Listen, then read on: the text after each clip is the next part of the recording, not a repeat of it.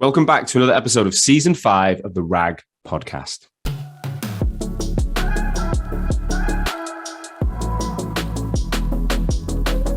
As you guys know by now, this is the number one podcast across the recruitment sector globally. And we've always been on a mission to help recruitment agencies grow by interviewing founders and telling their stories of success from startup all the way to scale up and exit. Well, this season we're a little bit different. How do you, as a recruitment leader and founder, maintain your family and friendships whilst being the best person at work?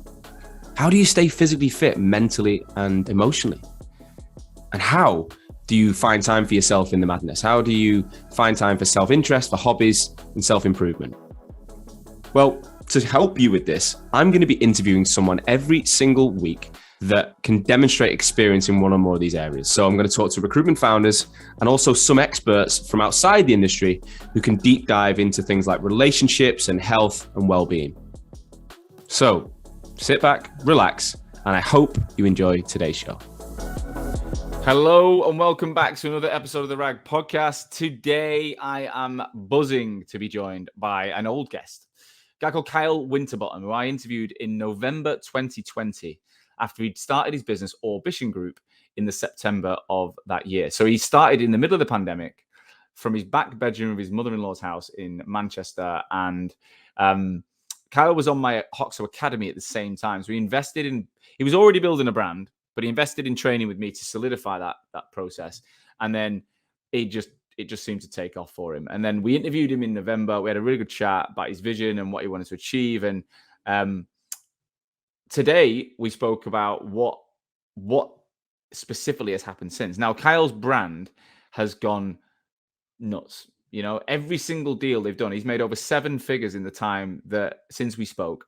Every single deal, every penny the business has made has come via their marketing efforts, via his personal brand, via the company work. So they host events. He's got a podcast. He produces daily content. He speaks on panels. He's even been asked to read books and write reviews. And recently was featured in the top 100 most influential voices in data globally. He was in, he's at the bottom of the list, and he says it's because his name is Winterbottom, but either way, alphabetical order. Yeah, sure. But Kyle is definitely a down-to-earth guy. He's now got 10 staff. The business is going really well.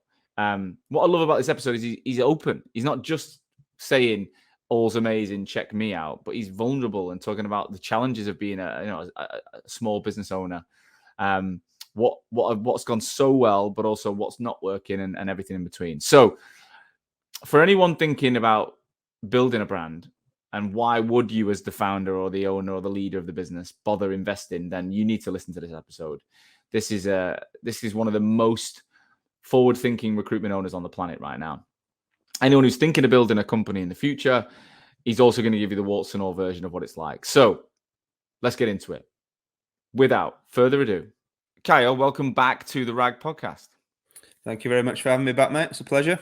That's all right. It's all right. Technical issues first. We've said all this before, so hopefully we can try and sound as authentic as we want. But mate, it is always good to have people back. And I feel like I know what you're up to anyway, because I see you on LinkedIn as often as probably everyone sees me, which is rare. But for anyone who doesn't know you, do us a favor and let us know what you do and who is Orbition right now. Yeah, cool. So I think obviously first time I was on the podcast, mate, I was kind of 3 months into the journey, right? So we started September 2020.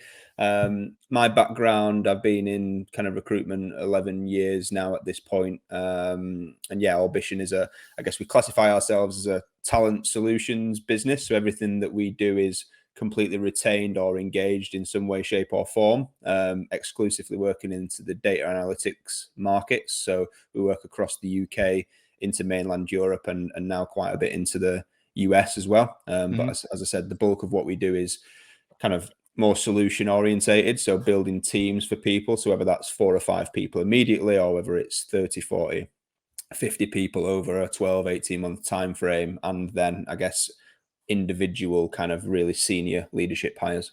And you've grown the team to 10 people, you said as well. Yeah, 10 people now. Yeah, moved into a fancy office in the middle of Manchester. Yeah, so I got sick of negotiating with serviced office space about how many desks I need or didn't need. So yeah, we took the plunge, and probably unlike most businesses, we went the other way into a leased space. So that was good. Yep. Well, I want to talk about all that. But if we go back then, so if you remember when we spoke was November 2020, I just moved into Manchester. The world went into lockdown because I paid for this stupid flat with all these facilities that got shut. I remember it. And then we were pretty much in and out, but pretty much locked down till April. So you had this period where you were in lockdown when you started it. You came out, you went back in. It was very like life was very up and down, but it's winter. The weather's crap. Tell us about your experience. Like, how did that help? How did that shape the early days of the business, do you think? I don't know if it helped, mate. To be honest, I don't think I knew any different at that point. I think obviously, it was the middle of the pandemic when I started the business. I think if, we remember from our first conversation at that time, I was kind of saying what was really important to me was to make sure that I kind of went into 2021 having that brand built, because I think we spoke about, why now, why the middle of a pandemic. So yeah, we went back into lockdown, didn't we, in the January until kind of April time, I think it was, wasn't it? April 12th, yeah, something like that. So to be honest, mate, I just kind of cracked on as I had been. I was on my own. I was sat in my mother-in-law's back bedroom, hiding away from the kids. Just kind of getting money into the business. And then I guess when things opened again in April, we moved into a serviced office space in Manchester, and that's when we started hiring our first people, basically. And what's it really like? Like, you're in a back bedroom, your mother-in-law's like, because even yesterday I had a message off someone on LinkedIn saying, Sean, just want to say thanks. I'm starting my agency. Without this show, I don't think I'd have been able to, have the confidence to take the plunge. Obviously, this show is not just about telling people to do it, but it is about giving people the honest reality of what was it really like going from working with people to being in a back bedroom with family. You got children, you got a wife to provide for. Like, how did that feel, and what was it really like for you? To be honest with you, if I look back now, it was probably a lot less stressful then than it is now. But in obviously, very different, right? I had the in-laws literally live, half a mile down the road. So I'd get up, I'd spend time with the kids, I'd walk around to their house. I had the mother-in-law bringing me coffees every hour on the dot, and all that type of good stuff, bringing me lunch and stuff. So, as I said, I kind of didn't know any different, and we was probably in a good position financially. I'd saved enough money to live as we were living for a year. Right. So I guess at that point, there wasn't a serious pressure to be like, shit, I need money in the business ASAP, or we can't eat. So it was probably, a lot less stressful than some people have it starting. How did you go about it though? How did you go about actually getting it off the ground? Obviously, we spoke a lot about your personal brand, and I want to talk about how that's evolved because it's become pretty impressive. But even in the early days, how did you go about winning clients and delivering for people? What was your strategy?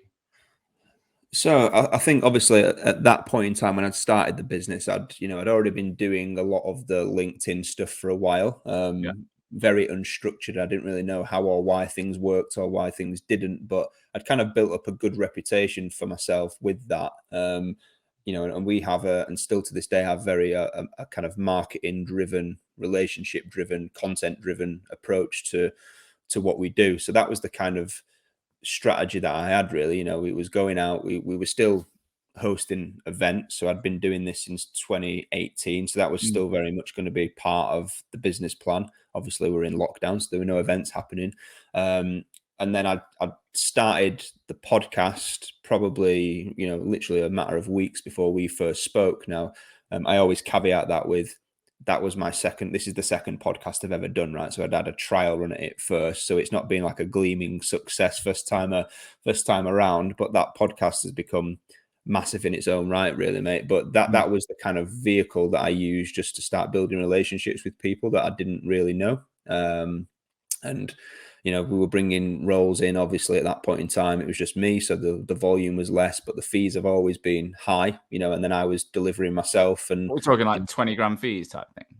Yeah, so our average fee in the UK is kind of 21 grand. That's started to dilute over the last few months, but that's because we're picking up bigger pieces of work. So, we're in tenders at the minute for like 3 almost like mini RPO type of agreements just for data analytics roles, where it's kind of 30 plus hires over the next 12 months. And naturally, you know, the whole premise of doing that is you help the client to reduce the cost, and you kind of move the conversation away from X% of X salary type of thing. But yes, you know, it's still probably 16 to 18K average fee, I'd say, in the UK probably. So in those early days, what were you doing? Like a deal a month or a couple a month? How was it going? Yeah, so I think obviously I started middle of September. I think I put money on the board.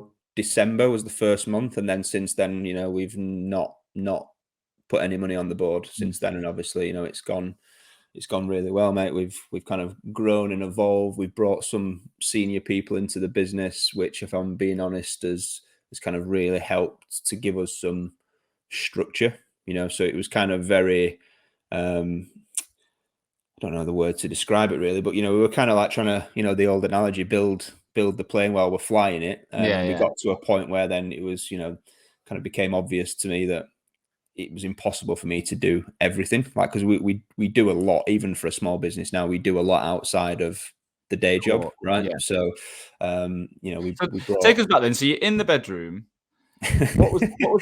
What's the symptom like? So you're earning good. Are you doing decent, like 20, 40, 60 grand months even in that back bedroom then? Is that what started to happen? Yeah. So we got up to, you know, so December was the first month, and as I said, we put money on the board. It was, you know, 20 grand fees. Yeah. At that time pretty much. And yeah, we were doing... Did you ever think that could be it? Like, just keep doing that? Like, just stay really relaxed and just bang out? Mate, that's never me. I'm sure we'll get onto this in a minute, but like the money that I earn right now, and this is something that people probably need to consider when they set up, is it's probably the last 2 years for me have been the least money I've ever earned in recruitment, outside of the first time that started. But that's because everything is being plowed back into it, right? So it was never a consideration for me to be sat in the mother-in-law's back bedroom for the next 10 years, because I just kind of thought, well, there's no scalability to that, right? There's no what happens then. I'm still going to be sat in the same place in the same seat, you know, doing the same thing 10 years down the line. And that wasn't the driving force for me starting the business. So So what was the symptom to get out? What were the few things that you were feeling or experiencing when you were like, right, now's the time to go and sort it out? Probably, mate, just that lockdown had finished, to be honest with you. Like, you know, it was kind of a case of, I was thinking, this is going to be, you know, my first hire into the business. Do I want to have him to do that kind of fully remotely? And I wasn't opposed to it, but I kind of just felt you know, I knew that the lockdown was going to end at some point, right? So it kind of just made sense to wait for that, make sure we had decent money in the business, and then, you know, go and get an office, because I think that there's also an element of, you know, there needs to be something there.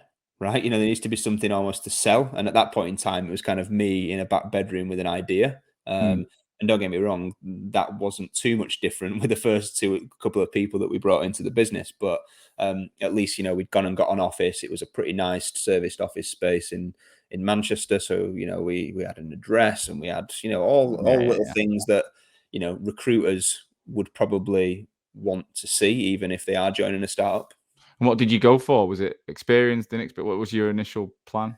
Yeah, so we brought in experienced people. It's been predominantly experienced people at this point. Up until this point, obviously, we've had a few people that we've brought in on like internships. So I've got some relationships with Manchester Met Uni that I do for like some public speaking engagement there with them. So we've had some relationships. We brought some people in from there on like an internship who we've then kind of kept on, which has been a pretty cool success story. But yeah, I think long term, obviously, we've built out our own training platform and all this type of stuff internally, so that we can start to turn the dial on bringing in inexperienced hires. What was your initial pitch to these people then? So the first hire, you've just got a service office, you just come out the bedroom, you know, why join? If they're experienced, why join you? What's that? Because I think that goes through a lot of new founders' heads, is like, will anyone want to work for me? Like, why would anyone join this? What was your pitch?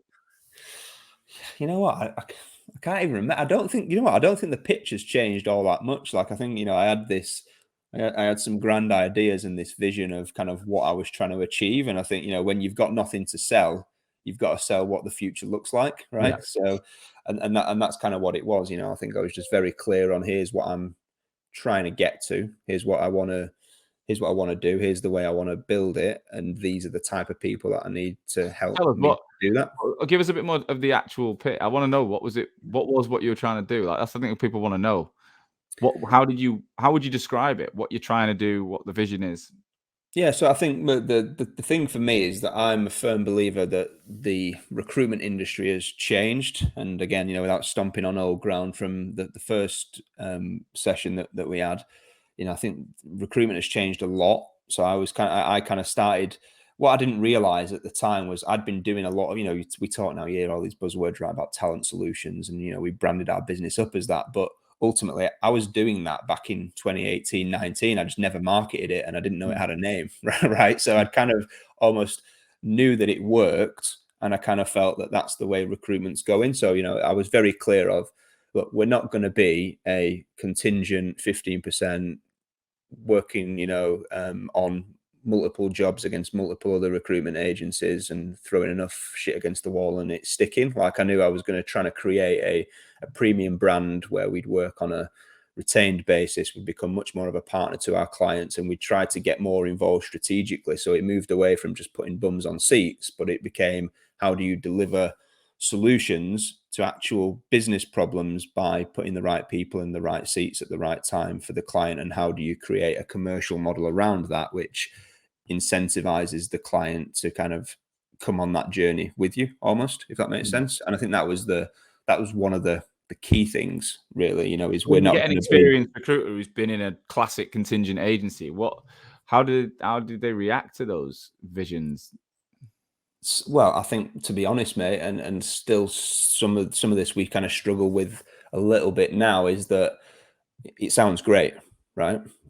It's every recruiter's dream to say, what? Okay, so like we built out a delivery team, for example. So our sell to bringing in people that just focus on kind of managing our clients and filling the jobs for them. Why wouldn't it sound fantastic? You kind of say, look, you've got all this retained work, you're working with fewer clients, but the relationship is much deeper, and you're not just working on one role. It's sometimes up to 20, 30 over a period of time. Other times it's building a team of 6 right now. It's retained, it's guaranteed revenue, it's guaranteed commission for you, etc., etc. Why wouldn't that sound great? So I don't think we've ever had a problem with people being interested or excited about that. I think some of the challenges come around that it's just a very different way of working, and one that people haven't been used to. No. And for as much as everyone, and I'm brutally honest when I speak to people about joining our business. I'll give it warts and all. I'm probably too honest sometimes, actually, to be honest with you, but I'd rather be that way. But ultimately, every time I say to people, like, look, this is harder than I'm making out, because we're a new business. A lot of the brand stuff is still very much on me. So one of the things that I've been tackling with over the last 2 years is, how do I move some of my brand reputation onto the business to allow other people within the business to kind of benefit from that more. Yeah. So, and when you're a startup business, you've got a CRM that's got a handful of people in it. You're not established. You don't have a massive client list. So whilst the benefit of the way you work in this type of environment is that, yeah, your relationships are deeper, it's retained, it's guaranteed revenue, it's X, Y, and Z. The flip side of that coin is, going out trying to find candidates who've never heard of you, never heard of Orbition.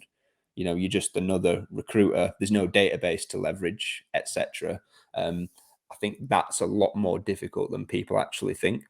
And did you find that was there some challenges with that early on, like actually being able to satisfy the requirements that you'd perhaps committed to? So we've, touch wood, we've never been in a position where, so like, for example, we're really, and I don't know how different this is, to be honest with you, right? Because you only kind of, you know what you know, right? But we're really kind of, I don't want to say aggressive because that's not the right word, but we'd kind of say to clients, look, here's how we work. Here's why we work that way. Here's the benefits to you. And if we don't fill these roles, I'm happy to give you money back. Like, I've always been a big believer, put your money where your mouth is, especially when you're first starting out and when clients don't know you. And I think that's taken us a long way. Touch wood, we've never had to pay money back to now. So we've filled everything that's come in, but it's not been without its challenges. There's certainly at the start been things that, we could have and should have filled quicker. And there's just, a lot of teething problems. And I think it's just little things, mate, really, that a lot of people don't kind of kind of think about, like I've been in this market now quite a long time and I know it inside out. So little things for me that I would do or say or think or just look at something and subconsciously I'd just go, right, yeah, that's perfect for these reasons, bang. And it's really hard for me to teach someone else that, just because all it is experience, right? So when they don't have it, they spend time probably looking at things and doing things that aren't necessarily kind of conducive to success at that point, but without me sat there on top of them saying, right, well, this is good for this reason or this is bad for this reason, on every single thing they do day in, day out. I think that was a big challenge. So one of the challenges with that specifically, when you've got a brand that's well known, is like, it's not just not filling that role or whatever. It's almost like people expect this from me now. Like, I've got this name, and when I'm giving you the work that I've been given based on my work, you're basically you're holding my reputation or our reputation to ransom with what you can do. And what did you struggle with that? Because I know I've struggled with that loads in the past. Like, it's probably the hardest thing for me personally, because again, I'm the face of a lot of things, don't actually deliver on a lot of things, and it's like, yeah, it's fucking hard work. I think being able to let go and let people make mistakes. Yeah, so I think I've definitely felt that in terms of the reputation, right? I've definitely felt that because when the shit hits the fan, they don't go to the people delivering. They come to me saying like, Kyle, what the fuck, like what's and as I said, touch wood, luckily we've never had a situation that's been that bad that it's caused problems. But on the flip side of that, I wouldn't say like the delivery side for me has never been. I wouldn't say I'm good at it because I know the market, but it's not a strength. No, that'd be the way I kind of position it. And so that's why we've built our delivery team. We brought some, a few people in, but one person in particular to kind of really own that for us. So I'm typically the face of the business. I go out and win all the work, and then bring it back in, and it kind of gets delivered. And you enjoy that part of the job. Yeah, that's my strength, mate. So that's me playing to my strengths all day long. Obviously, the more the business grows, as you'll know yourself, right, you end up then getting dragged pillar to post a little bit, and that was even more evident when we had less people, but I was still having to try and fill a lot of work myself as well. Yeah. So it became just really, really spread. And so how is it set up right now then? How many people are you still the main BD guy, or do you have someone else? Are you building a team around you on that side as well? Yeah, so we've set it up basically to have almost a true 180 model. That's the kind of longer term vision. So we've got a kind of a delivery team now that's kind of 6-7 people. And then there's myself that goes out and wins the bulk of the work, and then there's one other that's basically doing the same thing but in the US. But we're growing rapidly. I think as the market not being as mental as it has been from a recruitment standpoint, we could probably be 20 people by now, to be honest with you. It's just and that's probably the other side of it, right? Part of my job really needs to be more focused on building the business internally. We've done a lot around process and structure, and I think we're really in a really good place with that now. But I'd say probably 50% of my time probably should be trying to find people to work for us.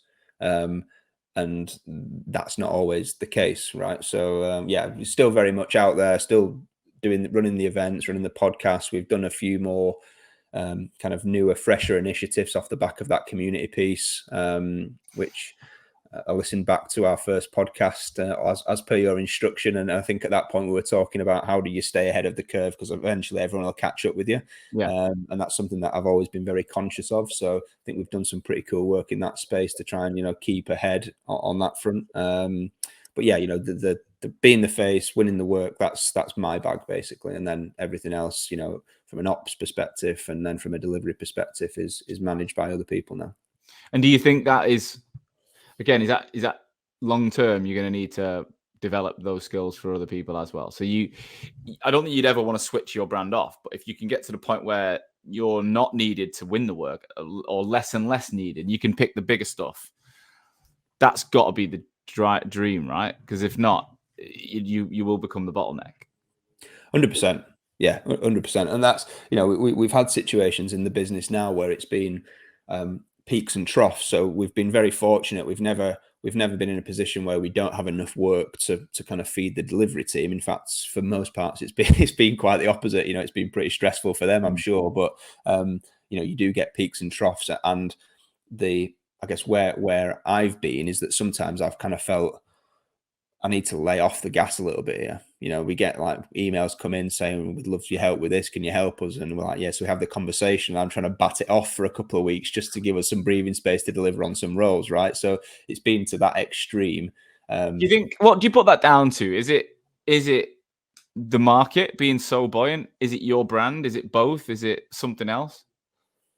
I think it's a bit of everything, mate, to be honest with you. The market has been buoyant. There isn't a client that we're working with / speaking with that's just trying to hire one person. And that's why, we've kind of flipped our model. So you won't ever find us, apart from a senior leadership search, a director level role, for example. Outside of that, we're not working with any clients where it's just, can you find us a data engineer? We needed to build a team. We need 3 data engineers, 2 data scientists, a data analyst, and we'd kind of package that up. So I think the market is obviously super buoyant. It's obviously not going to last forever, but I think to be honest with you, we win. We probably punch well above our weight in terms of the stuff we win, and I personally think that's down to kind of the brand that I've managed to create. Like, we've had some massive wins, mate, with that stuff. Like, thinking about it actually, and I'm one of these people where I will always fixate over the challenges more so than I celebrate the wins. Yeah, that's just the way I am inclined. But when I've had chance to reflect and look back, for example, we had a big insurance client come to us and say, I see you, the hiring manager, I see your stuff on LinkedIn all the time. You talk a load of sense. We think about things the same way. We should work together. That turned into an 150 grand retainer to fill 5 roles, right? I checked. I'm not even connected to the guy on LinkedIn.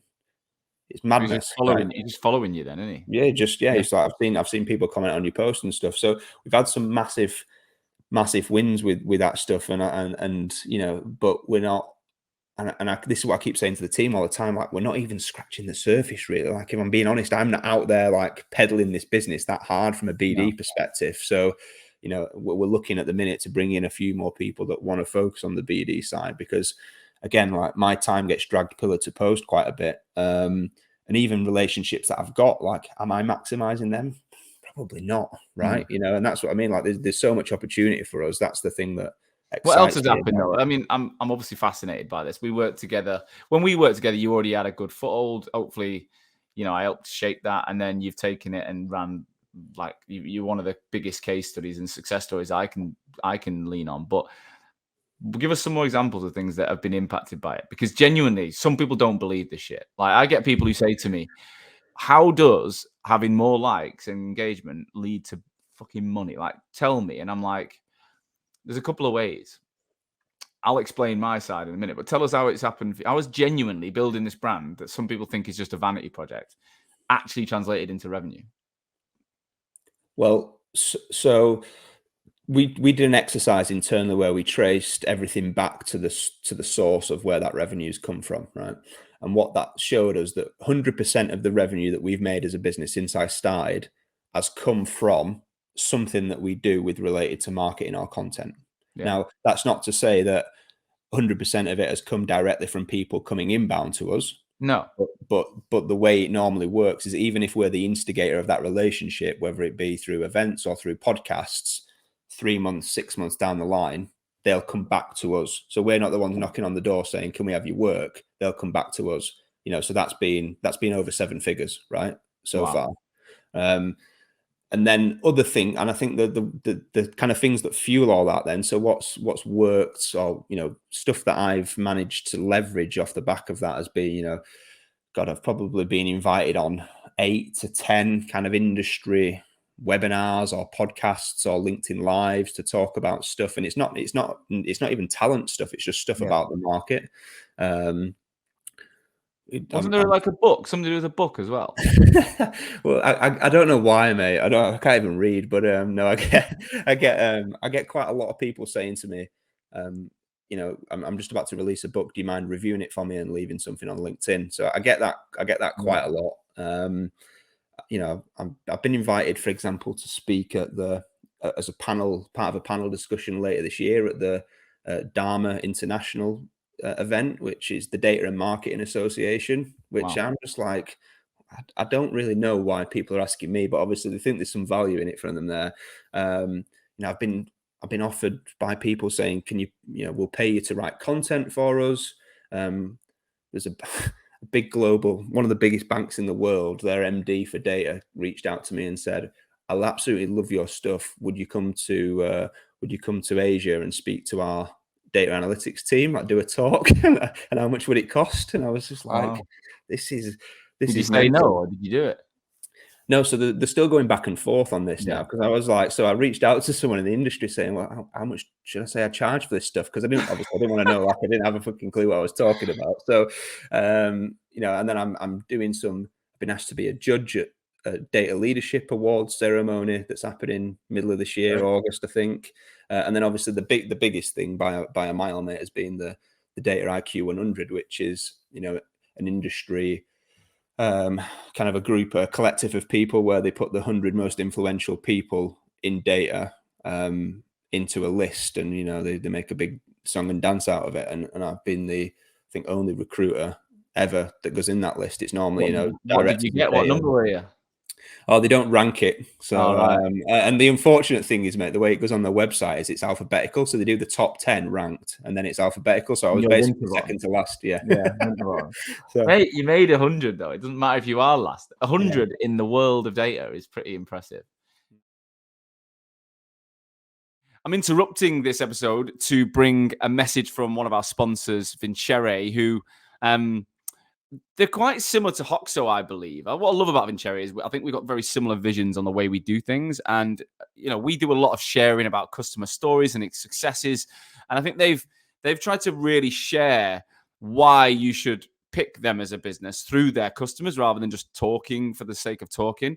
So what I've been checking out recently, if you go on their YouTube channel, type VINCERE on YouTube and have a look at what they've been doing, you'll notice that they've been sharing stories from their community on a weekly basis.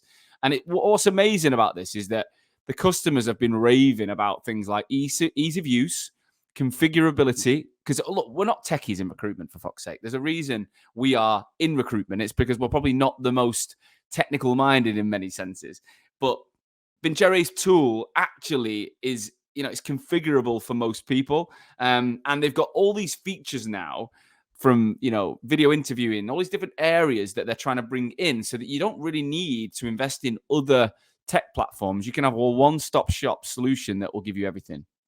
But don't just take Vincere's word for it. Watch their YouTube channel, find out what their customers think. I've found it really interesting, and it's been awesome. So check out Vincere on YouTube, and everything's on there.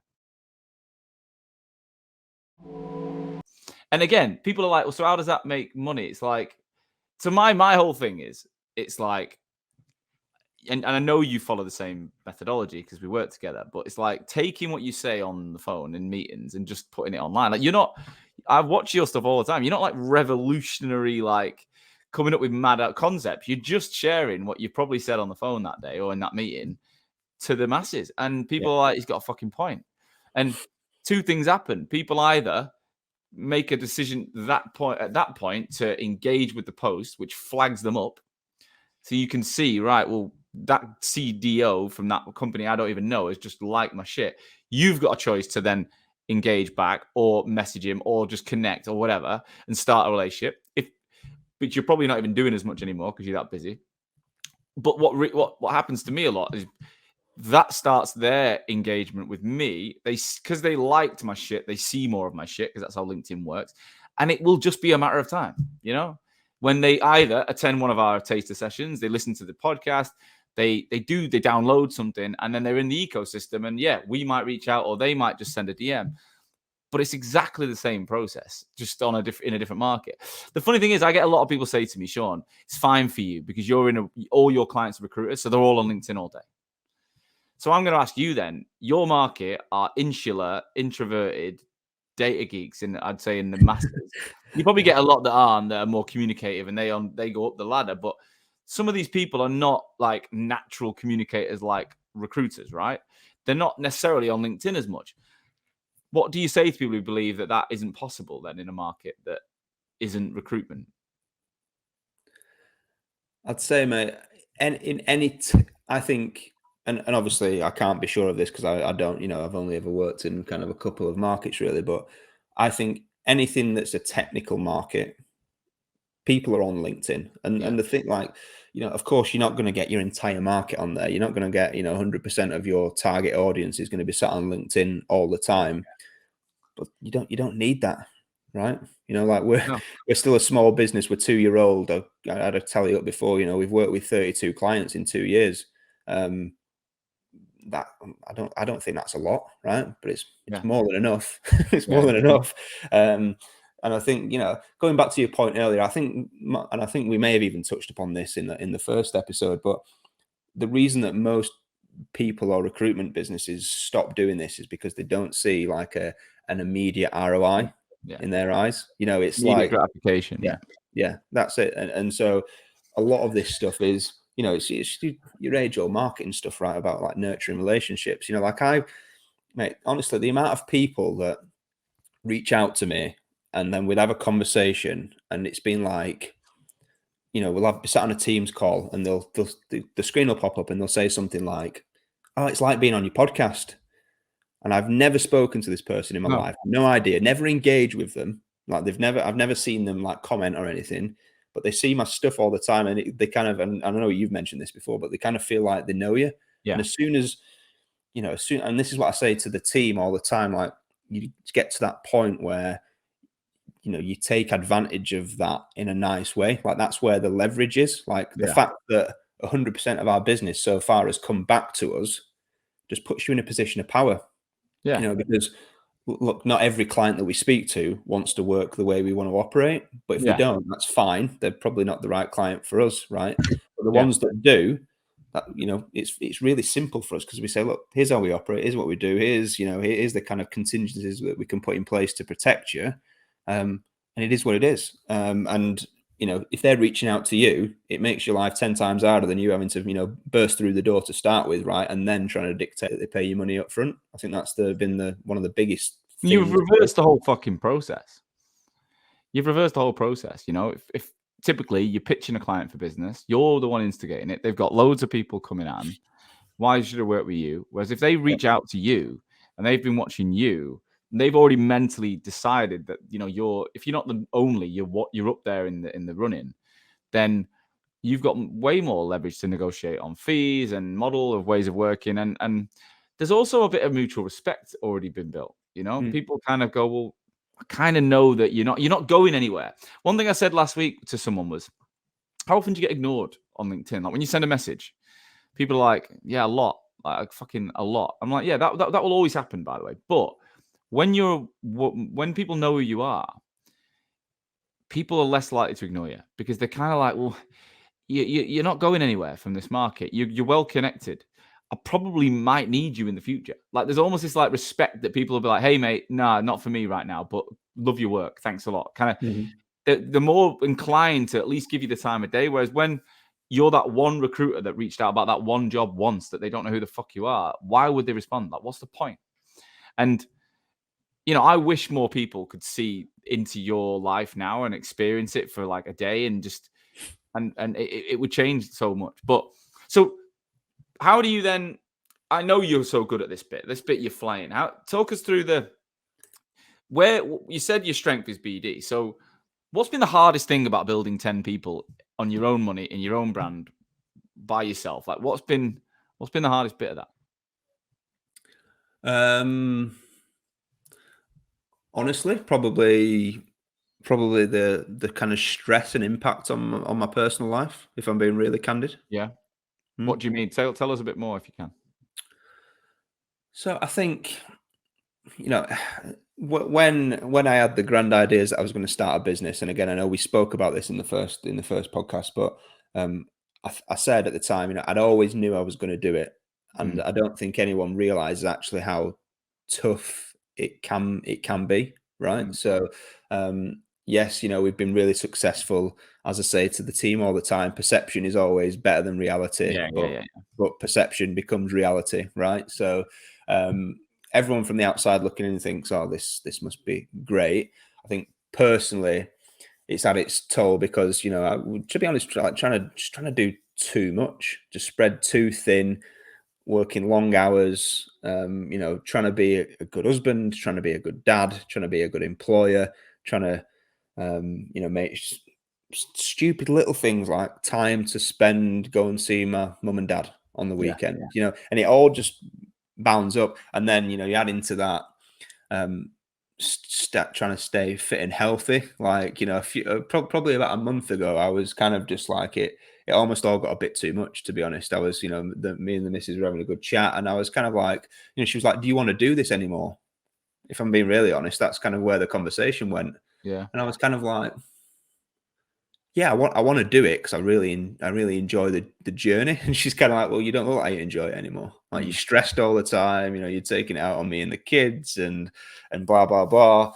But it's just fucking hard, mate. I think that's the reality, right? You know, it's like you're doing your small business, you're doing everything. So like, I'm still, you know, out there trying to win work, making sure the team's delivering work, making sure we're happy, making sure we're trying to incentivize people in the business. We're still trying to hire, but then I'm also thinking about marketing. I'm also like chasing fucking invoices. Like, you know, there's just little bits of stuff that when you work for someone else, you don't even, it's never crossed your mind before. And then all of a sudden you're like, shit, I'm owed 250 grand that's overdue.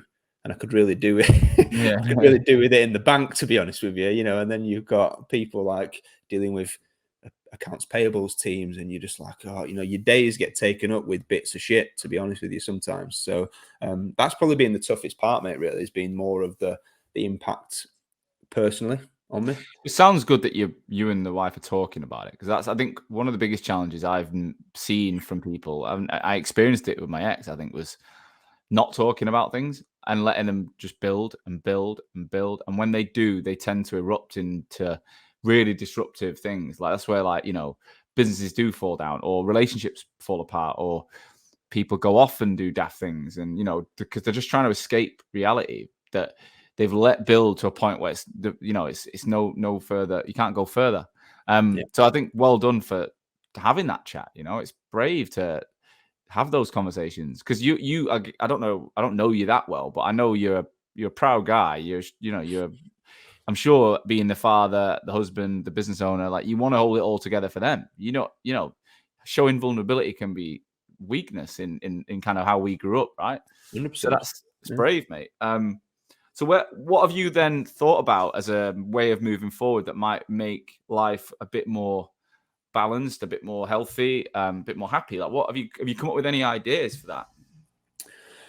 Well, so I started working with a coach. So, and this was someone that I played football with for many years when I was over in America, and you know, he became a big time PT, and then he's kind of pivoted a little bit more into like life coaching. So obviously the physical aspect is still a big part of it. And I think that's helped massively, because, and it's weird, right? So normally I think you'd say, when you go to someone like this, you know, they ask you uncomfortable questions, but it's almost okay because you don't know them, right? Yeah.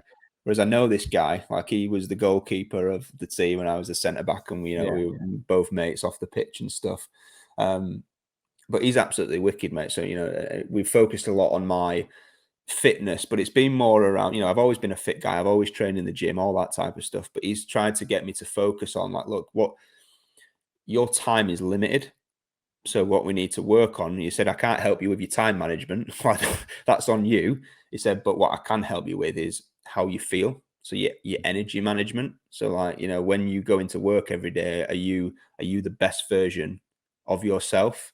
And try to, you know, create kind of workouts and nutrition plans that do that. But then, you know, we have every other week, there's a session in there about how that's going. But, you know, just asking you some like hard hitting questions, mate, really. Like, you know, what's your purpose? Like, why are you trying to do all this? Almost like a little kid, mate, really, because I kept giving him an answer, and I thought, oh, that's a pretty good answer. That'll keep him away from me for a bit. And then it was like, but why? Why? And, like, you know, and it got me all the way back to, like, things in my childhood that, you know, my mum and dad might or might not have done. And I was like, you know, how we ended up here, you know what I mean? That's been a big thing. But I think, to be honest, mate, like anything, there's peaks and troughs in business, right? There's times where you're flying, and there's times where you're not, and then all them things, you know, my experience has been that all them things typically kind of come together at the same time to test you, right? So I think there's a decision you've got to kind of make. That I've been going on the same journey this year with my business partner, and almost we were growing. We all we spoke about was growth for a couple of years before the pandemic, and even through the pandemic. But then this year, I think last 12 months, we've almost been a bit like, why are we growing? Like, what are we? All right, we hit that next number or that next head count milestone. What will that do for? Like, why are we doing it? And we had to break it down. And what we worked out was, it wasn't actually making us happy. Like, that bit wasn't. What was making us happy was having profitable months, really happy clients, and really happy people. Like, that were the three things we wanted. Like, and if we lost, we were like, if we came to profit, happy clients, or, you know, client wins and happy staff. There are three things that we're like, right, if we can, and we're part of happy staff, by the way. It's not just the fucking people. If I'm a member of the team, if I'm not happy, that's just so. We've gone to they're the three pillars, and like, we now make decisions based on those three things. So we're not going to say to ourselves, we're going to reinvest all profit back in completely to the point where there's no profit margin. Like, we've done that for years, and now for a while we're like, no, we don't. We want to build profit. We want to build cash reserves. Like, we've decided that's the strategy. So actually, the whole scale, headcount right now is not what we want to do. We've stripped our products back. So we were doing so much shit in the agency last year that we don't do anymore. Like, fucking loads of stuff. We're now a branding agency. We do social content on LinkedIn. That's pretty much it. So it's like we rebrand companies, we build websites, we create the vision, and then we take them to market on LinkedIn, whether that's personal or company pages, or we train them how to do it. That's the whole company has gone from all these different inbound marketing, emails, strategies, even podcasts, all of that. We're not really doing much of it anymore. It's just gone bang. And as a result, client wins, client testimony, everything's improving. And then the people agenda has been that's the hardest bit for me. It's been like, and including us, it's like, how do you keep people happy? Because when you strip products back and you change things, inevitably you have some people that don't fit. There's new roles were created, people. So we've had a bit of change, but I think we're in the right direction. But it all came down to going, why the fuck are we doing it? Like, yes, we'd love to exit one day. 5 years time, we'd love to have something of value that someone might want to buy. But is that all we're focusing on? No. Like, the answer is no. Like, for me, whereas I know people have come on the show going, I will live the shittest life for 10 years. Honestly, they don't give a fuck. They'll eat beans. They won't sleep. They won't sleep. They won't see their kids, but they will definitely sell for 50 million or something. Like, if that's all you care about, fucking go for it. So what is it for you then? If we talk about the genuine, like, driver of what is the point? Like, what are the things you're trying to achieve with it? So I think there's a few things to this for me, mate. And I think I've, you know, look, if in 10 years someone wants to give me 50 million for Orbition, then great. But I think, or, you know, before that'd be really, really great. But next week, anyone? Yeah, next week, yeah. But I think I've tried, you know, I've reevaluated this a lot. Like, if you've asked me before I started, I'd have said build to sell.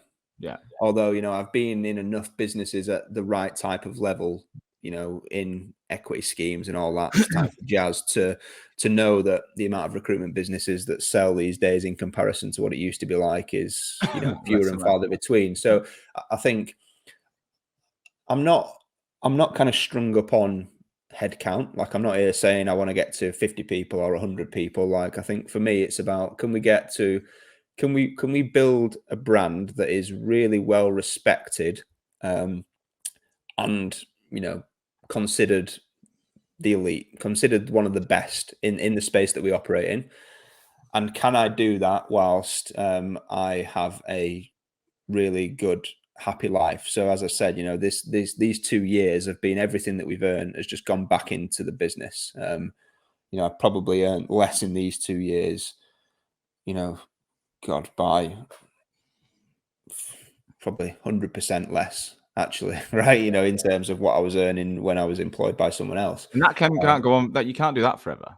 No, not at all. You know, so don't get me wrong. Like we've got a decent life. We're not, you know, we're not scraping by. We're not on beans on toast every night by any stretch. But, you know, you've got to start then to, you know, and the missus has said to me before, like, you know, look, Kyle, you look stressed, you look unhappy, and at the same time, you know, we're in a position where it's, you know, we're not as well off as we have been.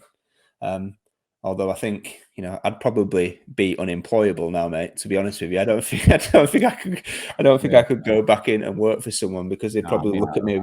They'd probably look at me as if I got 3 heads if I told them the way I was trying to do things. So, so yeah, I think, you know, just get to a point, mate, where we've got a really good business. It's profitable. Everyone loves being there. That's really important to me, that we create an environment where, you know, it's a kind of high performance culture, but everyone loves being there. You know, we're doing cool stuff as a business internally, you know, servicing our clients really well, and, you know, get to a point where financially, you know, I don't have to be there every single day of the week, and not being having to kind of worry about that, if that makes sense. That's you know, that's probably the next. Very similar to what we're doing, really. And I think there isn't a right or wrong way to do this.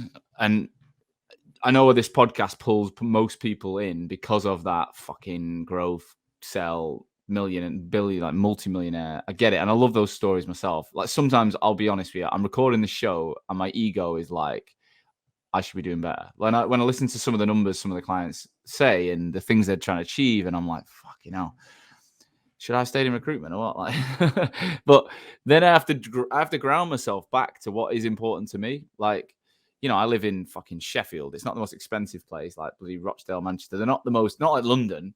Property is not that expensive. You know, I've worked out in my life, then I want to have travel, have to have it. Like, was in Ibiza, going to Turkey in a couple of weeks. Even if I'm working while I'm away or I'm with the kids or whatever, I have to have that in my life.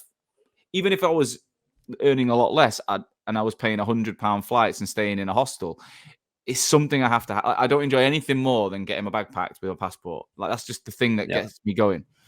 So I've worked that out. I'm trying to create my life which always has that in, and I know that it just keeps me buzzing. I like working from home a lot of the time, like 50% of the time, and that needs to be in because you can see the kids and you can see your missus and you can cook and you get a different experience. And I need to feel like, we're building something of wealth, like you, like that will lead to a different life. It doesn't have to necessarily lead to an exit. It just has to lead to a freedom. It's the same thing. It's the same thing. 100%, mate. Yeah, I think, and I'm on a very similar track. Like, you know, don't get me wrong, we've got quite ambitious plans. Like, you know, if in 5 years' time I'm still sat here in the same position, I'd probably be pissed off with myself, right? So it's not to kind of say that we've not got. No, I know we won't. Yeah. So, but yeah, you know, we're looking at probably next April putting an office out in the US, because we're doing a fair amount of work over there now, and you know, that's not going to be sustainable long. Would you go and kick it off, or would you have to find someone? Probably not, mate. So, you know, as you know, right, we've lived in Dubai before, lived in the US before. We're kind of back now. The kids are in school, so there's, you know, a few complexities around that. So we probably, you know, we've got people in the business that are keen to go and do that. So there's kind of some metrics around targets to get them to a place where they're ready to go and launch that, and then you know, it'd be nice. I could spend, you know, a week, a month in like Miami or something, man. That'd be awesome, wouldn't it? So yeah, really cool. Like we opened up in South Africa and we got our own business out there. So we got people in Cape Town, Joburg, and Durban. But me and Amma, like, we went there in April. It was fucking wicked, and we opened up the bank account and all this stuff, and it was great. And now, like, we're gonna go, I think, November time. I think before Christmas, we're going again. Yep. Just great. Like, just again, something I love, and become part of my business, bringing it together, you know. And it's, you know, it's been great for us. So do it. Like, just go and do it. What so when it comes to the team, what's the kind of ideal person you're looking for? Because I think, you have got a slightly different way of looking at the game than a lot of people. So what's the mold of person that you think will work well in Orbition? It's a good question, mate. I think we're hiring across different things as well, right? So I think that really depends on we're having to be quite strategic around the type of people we look for the type of roles, because we're also now just getting into the kind of pure consultancy piece as well, which has been really interesting. So we're actually delivering statement of work projects, and would you look at taking people on permanent then in that space, or? I'm a bit torn with that, mate. I've had kind of conflicting advice in that space, so I think we'll just have to see. The associate model would be. I think we'll just start. We've started that basically. That's kind of it's still early days, but we've had a couple of good wins in that space. But I imagine that at some point we'll probably spin that out to be its own brand and all that type of stuff. So there's a lot going on. So I think it depends. Like some of the key things for us is that really we like people that are have come from similar backgrounds in terms of, it's kind of low volume, high fee, really niche market. Because the thing for us is, on the permanent side of the business is it's candidate attraction. That's it, right? So we do a lot of work around testing things like, the ability to articulate a message, for example, because as you've probably heard me bang on about a million times on LinkedIn in my marketplace is, the identification of talent is no longer the difficulty, right? It's how do you cut through the noise to get your message seen and responded to above the other 20 recruiters. And obviously I think for us, we've got some pretty unique tools internally as a business around the initiatives we do so that we're not always having to go to those people about jobs per se, right? So it's just a slightly different model, so we've had conversations with people who, 10 years or 5 years ago, another business I'd have snapped your hand off for them. But, they're kind of like, I just want to, all I want to do is smash the phones. And I'm like, look, I've got all the respect in the world for that. But the problem is we're a 2-year-old business and we don't have a massive database. So therefore we don't have a load of numbers. And, the game's changed a little bit. So, whilst your work ethic is fantastic, you're just going to get frustrated here. You know what I mean? Can you adapt? So I think that's the thing. Yeah, adaptability is massive, I think, and having even just little things, mate. Like, I think creativity is huge. I think one of the things that has allowed me to be successful is just getting to the point of being able to try something different with the right message, and understanding what's going to make that person tick in terms of who you're trying to get the message across to.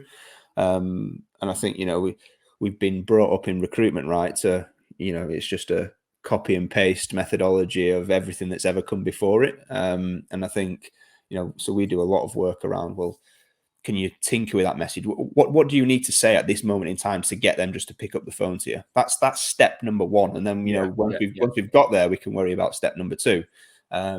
So I think it's just a very different model, mate. And I think most people that have come from a very traditional recruitment background would probably struggle. But on the flip side, the benefits are, obvious for everyone to see. The fees are huge. There's a load of career progression with us because we're still a small business. Everyone's got a say in decisions that get made and stuff like that. There's big jobs up for grabs in the future. It's all retained, so you pretty much guarantee commission. So, there's a load of benefits, but equally, you've got to be I think the fit is massively important because, we don't want to bring people in that just aren't going to enjoy working in that way, or just struggle to adapt to that way of working. Would you look at bringing in, I know you're going for experienced people, so would you look at bringing in management director level, or are you thinking people at consultant level and all of them will organically grow? Yeah, so I think, so I brought someone into the business at director level, and she looks after the kind of the delivery function and the day-to-day management of most of the people. In an ideal world, we'd love to hire people, at consultant level and allow them to grow into the roles. But I think that's going to be dictated by speed of progression and how quickly we need to run. So the US thing is becoming more and more important for us to be there. And obviously, if we get to a point where, the people in the business that want to go and do that aren't necessarily ready to go and do that, then we've got a decision to make right around, well, you can't you can't bring in a consultant to go and launch a business for you, right, in a different country. So, you're going to have to go after someone at a kind of director level. So it's, I think that's also a thing, like, mate, we work with Rec to Recs. They must fucking hate working with us, because, like, we're kind of saying, well, we're trying to do this and we're trying to do this and we've got this potential role and this potential role, and they must just be thinking, fucking, like, what do you want? It's because it's so fluid. So I think there's so much opportunity, but I guess that also then makes it difficult sometimes to actually pinpoint this is important. So we've tried to categorize, if you will, in terms of certain types of roles. Here's what we're looking for, broadly speaking. Yeah, it's definitely a different way of working. It's like Jez. Have you Jez Heard in Manchester? You probably know Jez, who's he's ripping up some trees online at the minute, and he's hiring people purely from his LinkedIn. His whole strategy now is, if I can be the guy in recruitment that recruiters find funny and want to work for, like, so he's not even bothered about market engagement. He's bothered about recruiter engagement. Clever. I like what I was thinking. You and him should pair up. He'll do all the talent attraction. You do all the market. You'd be game changing. And he can create the talent across both brands. I don't know. I'm making it up, talking shit. But Kyle, pleasure, mate. And thanks for being so honest. It's one of them things, obviously, when you build a brand online like you have, it does have some incredible benefits. But it doesn't necessarily, it's not like a silver bullet to your life, right? You still have challenges, you still have problems, and perception is reality, as you said, and it can be bigger than reality. But it's nice to hear that, you're open about some of the challenges and you're trying to work through it, and you're just fucking normal about it. You're not, I hate it when people, sometimes I have chats to people before the show about coming on the show, and it's just an investment fucking deck pitch of how amazing they are. And I'm like, nah, this isn't the show for you. Like, I'm all for hearing how good things are going, but people also, we relate to the things that we're struggling with, because we're all going through it. So thank you for that. Yeah. I always ask, the question, if someone wants to talk to you, I'm sure you'll give them some time if they message you on LinkedIn. Yeah, of course, mate. Absolutely. Yeah. And you're joining us as well for our August Academy conversation. So we're doing a 9 a.m., 10th of August webinar globally about how the recession is coming, but how our building a brand will help you in a recession. So it's appreciate you coming on to that. It's going to be cool. So I want to talk about why we need to be on the front foot of this. I don't think it's going to be catastrophic Armageddon recession, but I think it will definitely get tougher. And I think the people that think about it now and start making some contributions to their sector from a content perspective will definitely benefit. So thanks for giving us your time, and we'll see you on that. But let's get you back for part 3 at some point. Let's see how things evolve. Hopefully, you'll still be in that room. I want to see. I only ever want to see that room. And that'll be the barometer, mate. If I'm still sat in this room, I've not done as well as I've pledged I was going to. Or you've done really well, and you've managed to stay. You managed to let everything happen while you can just chill out at home. So it's got two sides to the coin. But we'll get you on in the future for part 3. Appreciate it. Thank you, as always, for listening to today's show. I truly, truly hope that you got value from it. That's the only reason I take time every week, is to ensure that my audience, future and existing recruitment owners, are learning from each other to make this industry that I love so much stronger. Today's episode was brought to you by Hoxo Media. I am the CEO and founder of Hoxo Media, and we are the world's leading content marketing and personal branding agency for recruitment businesses specifically. So we are working with over 200 agencies and 2,000 recruiters right now, both managing the brands, producing content, building written, video, podcast content for niche recruitment agencies all over the world, as well as coaching at a desk level individual recruiters in your businesses how to be better on LinkedIn. That's how to brand themselves. That's how to produce content. That's how to use the opportunity on LinkedIn to get traffic to their profiles and turn that into business. We're coaching people all over the world every single day. If any of that sounds of interest, please do visit www.hoxomedia.com or drop me, Sean Anderson, a personal message on LinkedIn. I would love to talk to you. Tune in again next week. That's live on LinkedIn. I'll see you soon.